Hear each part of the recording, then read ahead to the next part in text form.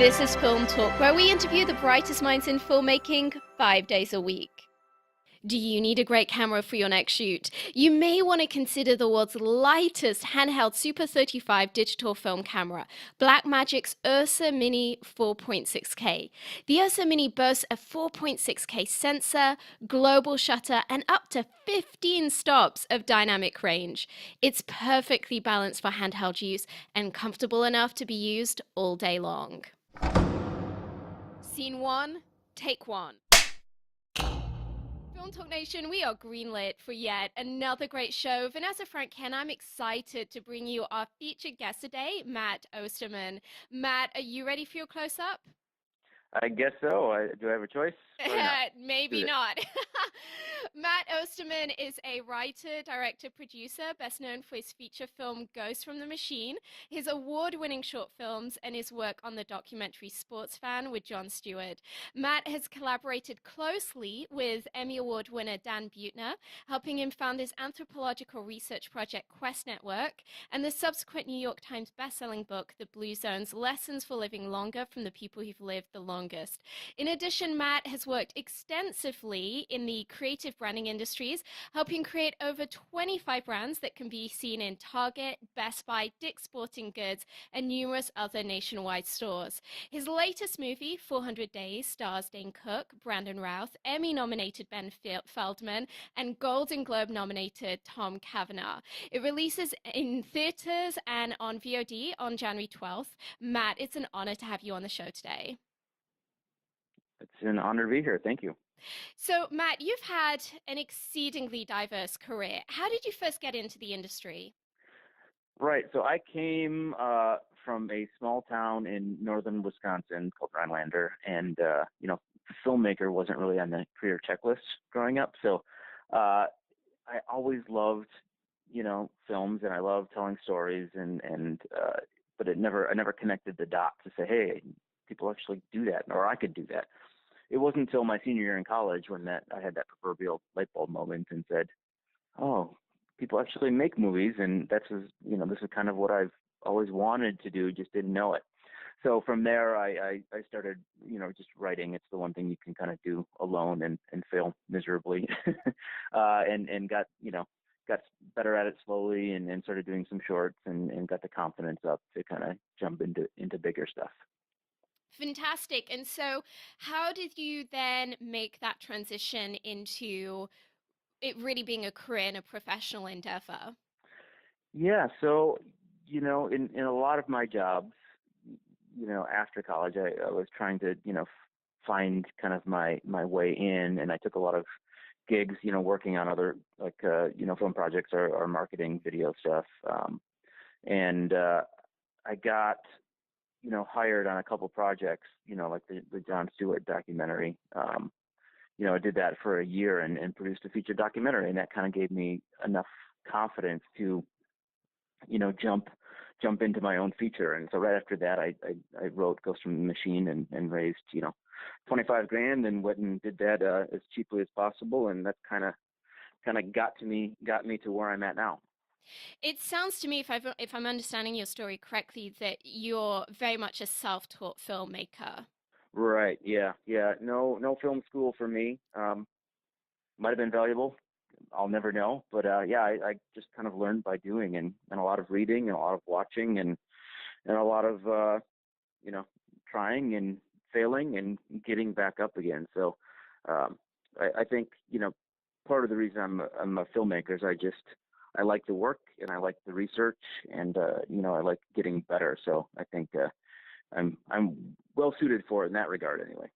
In terms of that process of trying and failing and getting back up again, what is the biggest challenge you've encountered so far in your career, and how did you turn that situation around? Great question. You know, I can't say I've had any like monumental challenges. I think maybe just based on my disposition, I try not to see things as monumental challenges. I just see them as like engineering problems, right? So how do you solve it, or how do you fix it before it gets too big? And I think I'm struggling to find a specific, but to keep it generic, I mean, filmmaking is all about people, really, because you can, but it's nearly impossible to make a film by yourself. So it's constantly juggling different personalities and getting people to kind of work together. That's kind of the difficult part of it, and that's the challenge, and something I'm hopefully getting better at every day. And I mean, you've done an incredible job on your most recent movie, 400 Days, that's coming out shortly, in getting together an excellent group of people. I mean, you have a cast that I know many directors would be highly envious of, in stars, internationally recognized stars such as Dane Cook and Brandon Routh and Ben Feldman and Tom Cavanaugh. How did you start, coming from this background of, okay, you've made your debut movie and it's this kind of micro budget movie that's, yes, won awards, but in an ocean of filmmakers Hmm. who all have, that kind of movie that they've made for 25 grand or less. How on earth did you take then that next step to being able to get together an incredible cast like you have on 400 Days? Yeah, luck, I guess. I'm very lucky to be in the position I am in right now. I think, it comes down to a couple of things. So, with the first movie, the budgets were low, and production is what it was, and it was all like local or amateur actors. But I think, the writing kind of shone through for people, and they could see that there are bigger ideas at play. So. Um, I got a manager out of it, and then I wrote some scripts for some other companies and had some things optioned, and so I've kind of been working behind the scenes in the industry since that came out. Um, but when I wrote this, when I wrote 400 Days, I wrote it to be done on still a very modest budget, um, but I wanted it to be different. I didn't want it to be the run-of-the-mill sci-fi. I wanted it to kind of take chances and not connect all the dots for the audience, and kind of challenge them. It's kind of a puzzle. So I think the actors really love that because they get stuff all day long that's kind of paint by numbers storytelling, and that they appreciated the fact that we're willing to not spoon feed the audience on this. So I'm pretty sure, I guess you'd have to ask them specifically, but that's what they told me. And anyways, that they just liked that it was different, and kind of pushed them in new places. So did you kind of go the traditional route in terms of reaching out to those actors, sending the script to their representatives, or was there some more work behind the scenes on your behalf to just bring together such an incredible cast? Yeah, I mean, a little bit of all the above. So, I had some great producers, John and Gabe from NAA Films, who've made almost 20 films. So they've been through this process before. So we, worked with the agencies, in LA, and kind of said, here's the script, here's kind of the character breakdowns, and here's who we would like. So we would, we presented them a list of people that we wanted to meet with, and we'd find out if they're available or not available. And then the agency would also submit some people that they think, would be a good fit as well. So I met with everybody. I met with, I don't know, over 100 actors for the Wow. role, for the roles. Yeah, it was quite intense, but pretty amazing. You're talking like really amazing actors, and to get to talk film with them, was pretty cool spot to be. So yeah, not complaining there at all. So out of that process, we landed on our cast, and yeah, I couldn't be happier. So would you recommend that as a process rather than having maybe one actor in mind that a producer or director latches onto for a certain role, instead kind of going the route that you went, which is to actually take a broader view with an agency and see it as more of a collaborative process of saying to them, listen, we want to partner with you. Who are the actors that you feel would be a good fit for this? Is that kind of a route that you found was particularly productive to being able to pull together such an all-star cast? Yeah, well, I mean, it has to be when you have a schedule, right? If you have like an open ending, in terms of your production timeline, then sure, you can go after the one actor that you really want. But I feel like that's tough to put all your eggs in one basket. You really need a plan B and a plan C, and so on and so forth. So, luckily for us, all the actors were on our list, so we didn't have to really feel like we were settling at all. So we got lucky in that regard. But actors are busy, especially the good ones. So to go and say, hey, I need this actor for this role, you have to assume they're going to like it. You're going to have to assume their team likes it, which, for the big actors, they have a very large team that are always looking for reasons to say no.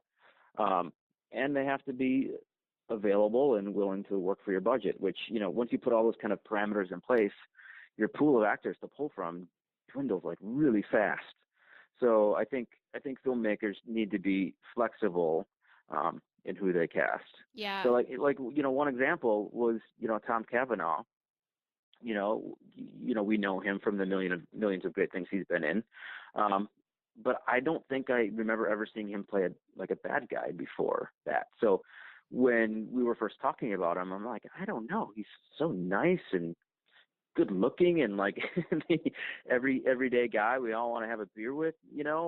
Um, but man, I'm so glad that I got beyond that because he is absolutely amazing, and I think having an open mind, really paid off in that regard. Absolutely. No, I definitely agree with you. I think Tom Cavanaugh has a great guy next door quality, but I know recently in his career, it certainly seems that he's making a departure to playing some Hmm. significantly darker roles. And certainly in your movie, he definitely plays a very, very dark and quirky role. So help me to understand, how long before you went into production did you start this process of casting?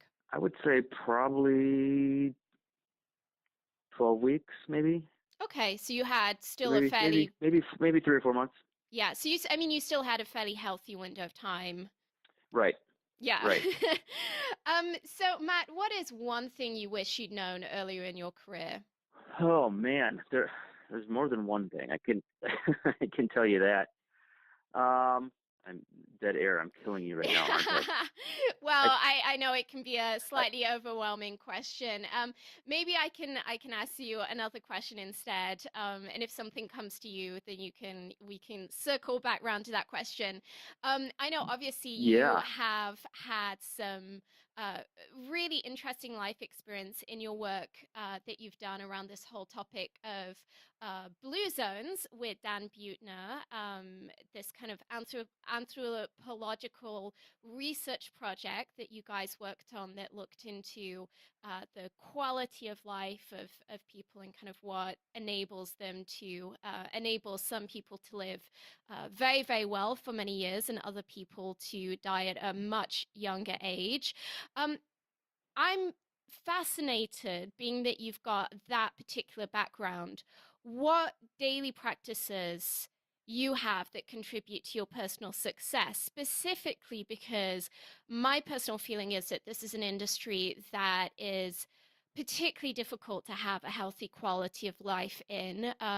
It's very much a kind of feast or famine in terms of health, and particularly when one is on a film set or in post production, it is really easy to let one's relationships go, one's physical health go, one's fitness go, and I think it's a very, very big battle to figure that out. So having had this background of studying, along and being part of National Geographic's kind of reporting of this whole area of quality Mm. of life and longevity of life. What practices have you kind of pulled from that have helped you in your daily work as a filmmaker? Right. Well, great question, and you've done your research. I'm very impressed.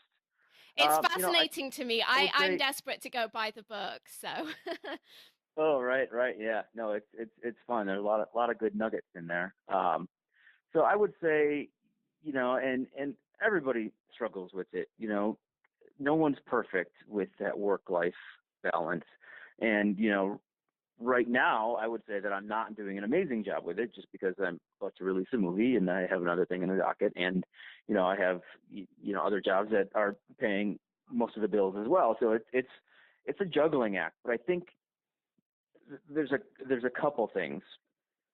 One is just to make sure you can disconnect, right? I think people get so wrapped up, especially in the entertainment business, where it almost becomes their identity.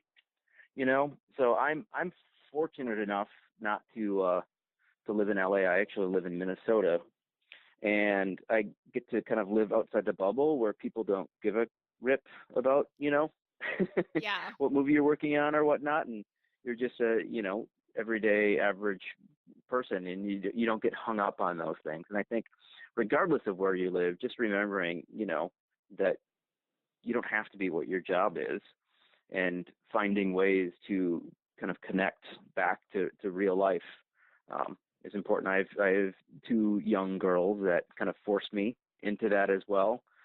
So whenever I'm feeling stressed or like I'm working too much, they can pull me out of it pretty quickly. So I don't recommend everyone go out and have, a couple of children if they want to reduce their stress levels. But in some ways it helps me. The other thing is I try not to let things simmer or boil over. If I have an email come in, I like to answer them as soon as possible, so it's not they're, you know, begging me to come answer it, at 2 o'clock in the morning. It's just got to take care of business, and be organized. I think there was a quote, Flaubert, I'm going to mangle the quote, but it was like, be organized in your everyday life so you can be violent in your art. Oh, I love And it. I try to follow that. Yeah, I try to follow that as much as possible. Like, just take care of, business at home and in your life, and then that frees you up to take risks and do amazing stuff with your art. I definitely agree that having systems in place, and kind of a methodical way of dealing with your everyday life really does help to free you up for those times when you need a little bit of latitude, you need a little bit of freedom to be able to cut loose, be it with your schedule or your creativity. It's certainly for me a process that has kind of kept me from feeling just completely bombarded and overwhelmed with work during those busy times. Um, I am wondering, being that you live not just marginally outside of LA, but I mean, you are a pretty decent distance from all of that. Where do you stand on the whole issue of, obviously there's a lot of people who feel that living in Hollywood, in LA, is an absolute prerequisite if one wants to have the cutting edge in the industry. Conversely, I've personally spoken to other people that feel that them living elsewhere than California or LA is kind of the thing that enables them to keep an even balance and to keep staying in the game rather than just burning out. What are your thoughts on that? Yeah, right. It's complicated, and luckily for me, I'm a self-generating writer director. If I were just a writer or just a director, then I would probably have to be out there. But luckily, I can write from anywhere. I can write from LA, New York, Minnesota, Anchorage. It kind of doesn't matter. And because I'm somewhat my own client in that regard, um, I'm not having to take meetings to pitch, the script itself. Um, so I'm only, needed out there when I'm ready to take a project to the next level. So that's good. If I'm just doing directing for hire, which I may start to do more of, then it becomes a little bit more necessary to take those meetings and be available. But the other interesting thing, and I would say it's a real thing. I don't know if it's impacted me, but I think people do take you a little less seriously if you don't live out there. They, just assume that you're not serious about the profession, you know, which I can understand because a lot of people, those people did make that commitment and that sacrifice to do that. And it, that's kind of the way that the industry works. You have to be there to play the game. So I'm do you kind of take trying do you, to do all sorry. the above, and So do you kind of no, take yeah, go ahead. do, do, I'm rambling. do you kind of take blocks of time when you'll be in LA, like you'll be in LA for a month or two while pitching a project? Is that the way you work, or are you truly very remote? Yeah, I would say, the longest time I was ever out there was when we were filming because we shot in LA. So I was out there, for 10 or 12 weeks. That was the longest, but usually I just go for a week. So I'm lucky enough to have a manager in LA who's amazing. And, we work out when I'm coming out, and then he tries to kind of schedule everything we can in that time slot. So Yeah, we can be pretty efficient about it. I would imagine that having a strong team, a strong LA-based team around one could be pretty helpful. And I know certainly it is a point that I've had I think it was John Shepherd recently from Empire Pictures who was making the point of saying there is a way that you can play it in that if you are the guy who's coming from out of town, Hollywood is a town of perception, and that can be an angle by which you can actually create some scarcity and an impetus for people to meet you, as opposed to doing what, often tends to be the case, which is, kind of them being flaky, pushing off a meeting. And I believe from what he was telling me early on in his career, that was pretty much the way he was working before he relocated to LA. And he found that based on the way that it's pitched to executives, it could even be a real asset. So, Matt, you have a strong background in branding. You've worked on creating over 25 brands. How do you think that people in the film industry can create a recognizable brand for themselves? Right. Yeah. Yeah. Another great question. You're full of them today.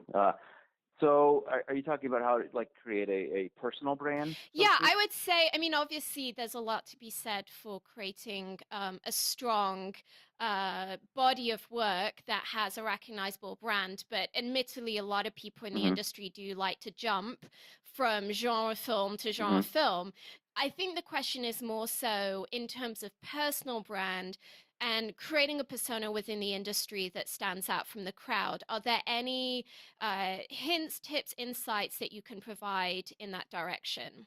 Yeah, I think when it comes down to the personal stuff, I don't really subscribe in any of that. I think it's really just about being yourself. We see, especially in this industry, a lot of fakers and people that like to talk a big game, but they can't walk the walk. So I think the industry rewards people that do what they say they're going to do, that um, follow up on their word, and they're easy to work with, and they're normal. Really, if you're normal and you create good work, the rest will come. And people want to work with normal, fun people. They don't want to work with iconoclasts, because that can blow up in your face pretty quickly as well.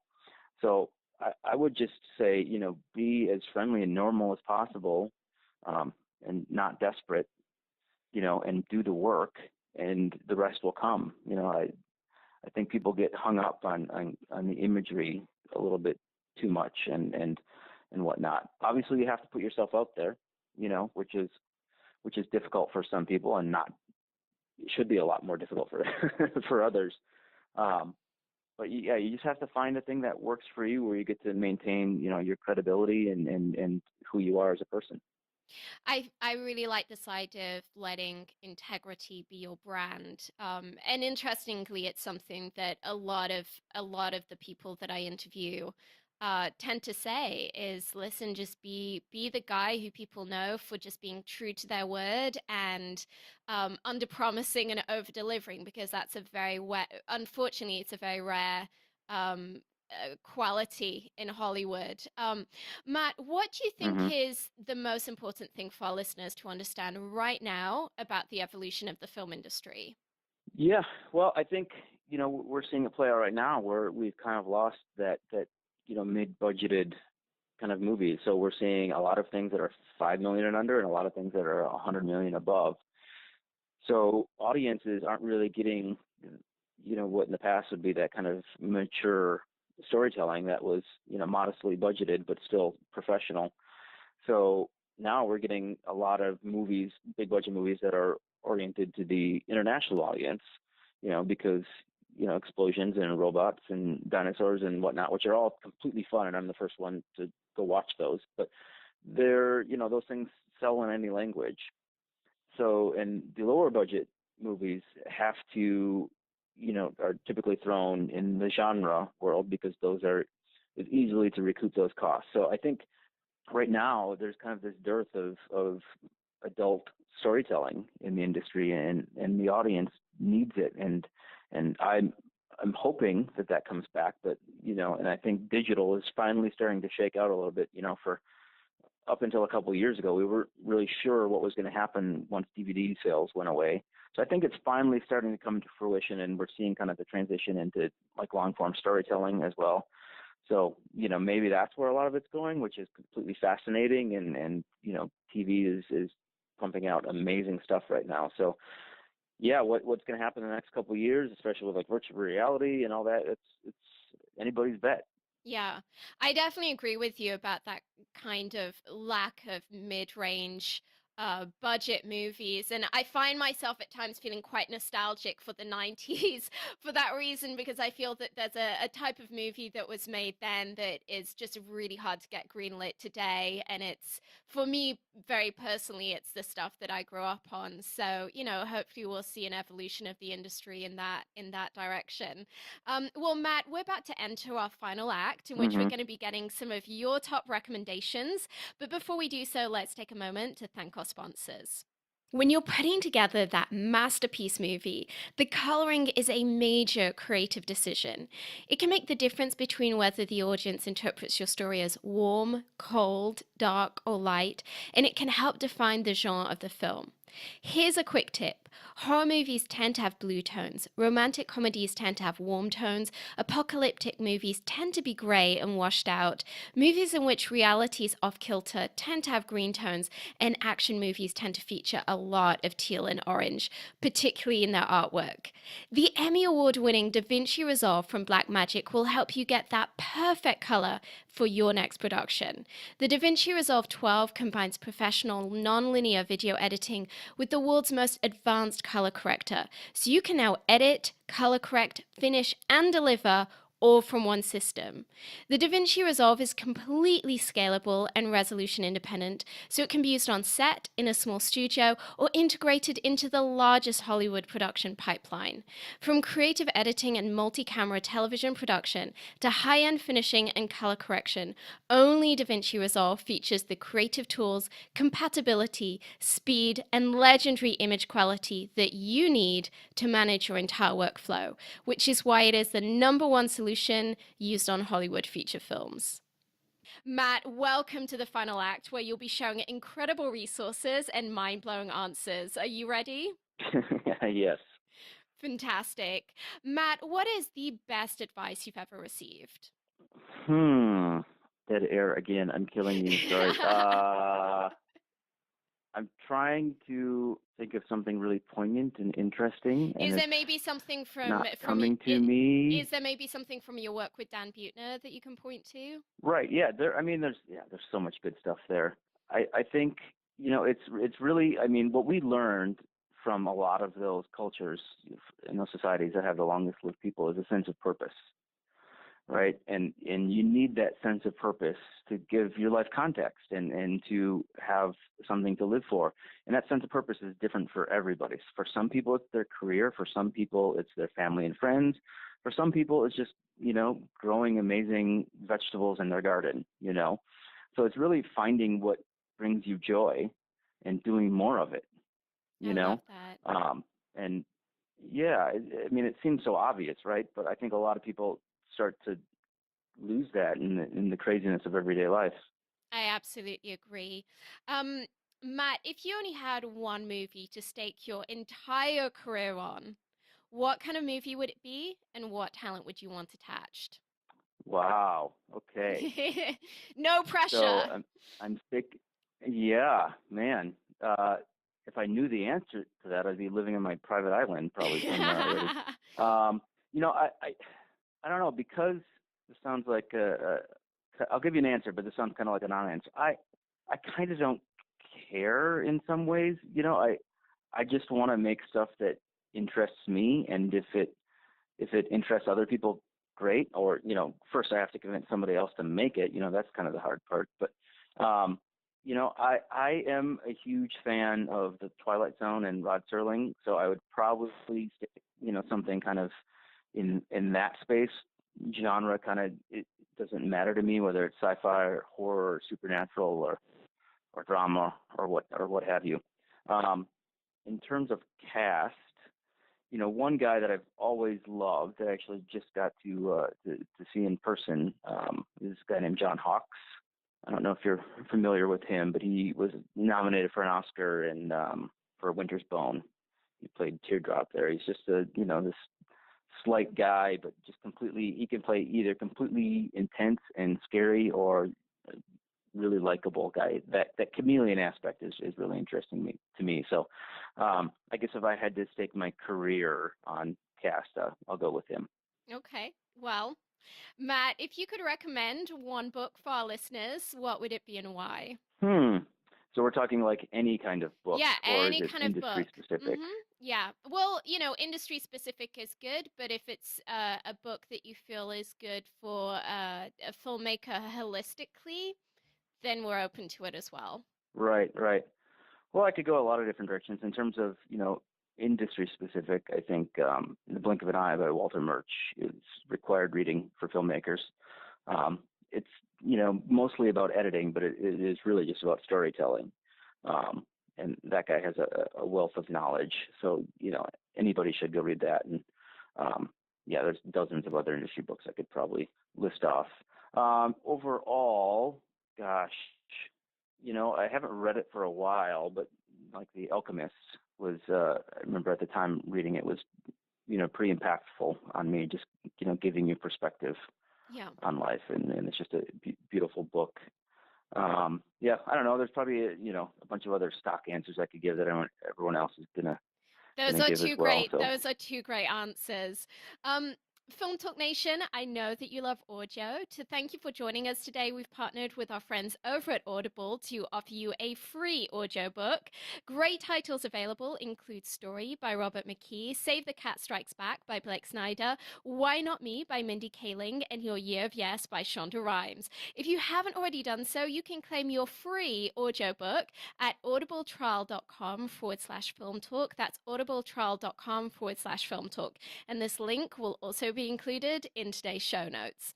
Matt, if you could recommend just one movie for our listeners, what would it be and why? I would say right now, and it just came out last year, Ex Machina.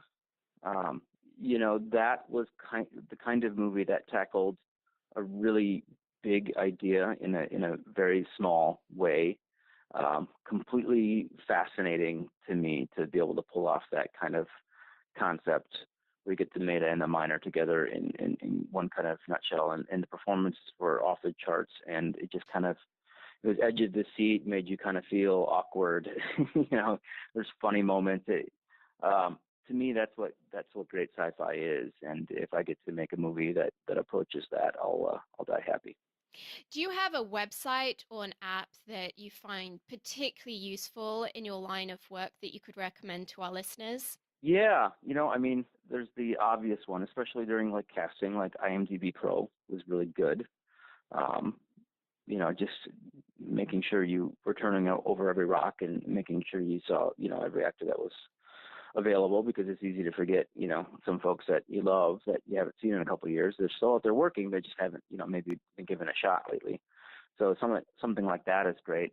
Um, I subscribed to Film Specific for many years, just trying to learn the industry and the economics and the behind the scenes kind of stuff. So I think for producers or people that want to know kind of the nuts and bolts of financing, that's really good. Yeah, in terms of, I don't really use any other specific apps. I mean, I still use Final Draft for writing. It's kind of the standard, for me. Yeah, I don't know. I hope that's something. I'm a big fan of IMDb Pro as well, and I often just wonder how people in the industry got anything done before IMDb Pro. It just seems really unfathomable to I me, as know. it's such a great resource. If you're looking to cast a very specific role and you're really looking to get a good understanding of who's on someone's team, it's a resource that's just an absolute must-have. I really feel that in our line of work, it's a non-negotiable by any means. Um, so, Matt, Right. I'm sure that many people in our audience are going to want to check out your upcoming release, 400 Days. Can you tell us a little bit about the movie? No, I can't. Sorry. I gotta go. I'm just kidding. No, that's why. Yeah, no, I think that's why I'm here. Yeah. So 400 Days is kind of a sci-fi psychological thriller. It's about four astronauts who go on a simulated mission to a distant planet to kind of test the psychological effects of deep space travel. So, they're put in this ship and told they're not leaving Earth, and it's all to kind of find out what happens when we actually do send people to Mars and whatnot. It's a lot cheaper to do a simulation than to find out the hard way after you send people up. So yeah, this movie kind of starts in that direction, but things start to go downhill pretty quickly, and the audience, or hopefully the audience is wondering, is it Is it real? Is it simulation? Are they going crazy? Is it a combination of all three? It's kind of a challenging puzzle movie. I don't connect all the dots, and I want the audience to kind of participate and kind of bring their own thing to it. So it's fun to watch with people, and then have the conversation and hear their theories afterwards. I definitely resonate with that idea of wanting to have a conversation afterwards. I found myself online late at night reading other people's theories of about the plot, and it actually really reminded me of Lost. For people who were huge fans of Lost, I Hmm. think it was kind of like a two-part experience. The first part is the watching of the content itself, and then the second part is all of the kind of water cooler type conversations. And I mean, Hmm. obviously that's what the fame of Lost was built on. And for me, it was definitely that a throwback to that experience of reading other people's theories, kind of, thinking about your own theory. And I feel that for people who like that kind of very puzzling and slightly frustrating conundrum, it's a particularly apt movie to dig into. Right, right. Yeah, it's funny. I don't know if audiences are, moving away from, the kind of the open ending or whatnot, but a lot of people are, the movie's available internationally. So a lot of people I'm finding out are frustrated and mad. I get some tweets like, "How could you forget to write an ending?" Or, "You have to tell me what happened." And people just aren't comfortable. I don't know if it's because of, the casts that we have, where, the stuff on the CW, a lot of it does get kind of resolved or whatnot, so they're expecting that kind of movie, or if they're just not being exposed to that kind of movie. But there's a very long tradition of sci-fi movies not wrapping up in a pretty little bow. And I should say that there is an answer. You just have to Is find it. that because this is the I just question don't deliver it. I was like, I will hate myself if I let Matt go without asking him this question. Is there, I'm, speaking to the mind that invented this very complex plot. Is there a reason that one can get to if one digs deeply enough? Is there actually, that kind of structured origin idea behind it, or is it just like a Rubik's cube that one can never solve? There is Ah, an that kills answer. me. That's even more frustrating now. Uh-huh. Yeah, I mean, I don't know. I think it'd be pure torture to create a film that, was just a kind of a mind mess, where you're just trying to, Well, mess I with don't the know. audience. I feel like that's kind of what Lost was. I mean, really, there was at a certain point it was like, okay, there's a plot that makes sense here, and then towards the end of the show, it was just like, there's some stuff that's never going to be explained. Yeah, yeah. I mean, I feel like with that one, they had an idea of what they wanted to do from early on, but they're kind of making it up as they go along as Yeah, well. yeah, So this one, this one, we knew what was going on, and we just tried to hold back. yeah. And there's a crumb trail throughout the movie. There really is. It's in there. I like movies that go on after the fade to black. That you know there's a thing, and I don't know if I made this up or if I saw it somewhere else, but it's called the refrigerator moment, where let's say you go to the theater and you watch a movie, and you afterwards you're kind of scratching your head a little bit, like I didn't quite get that, or I didn't figure that part out, or that didn't make sense. But then, let's say 2 a.m. you wake up because you can't sleep, and you go to the refrigerator, and start the, you know, sandwich meat trying to make a snack, and all of a sudden the light bulb goes off. You're like, oh, that's what that meant, I love it. you know. So planting those, yeah, planting those little seeds in there that aren't immediately available, some people get it right away. I don't know what it is, that they saw, or, if they came in with the right context, knowing that they need to be kind of paying attention. Um, So you have had audience members figure it out? yes. Yep. Interesting. Yep. Right away.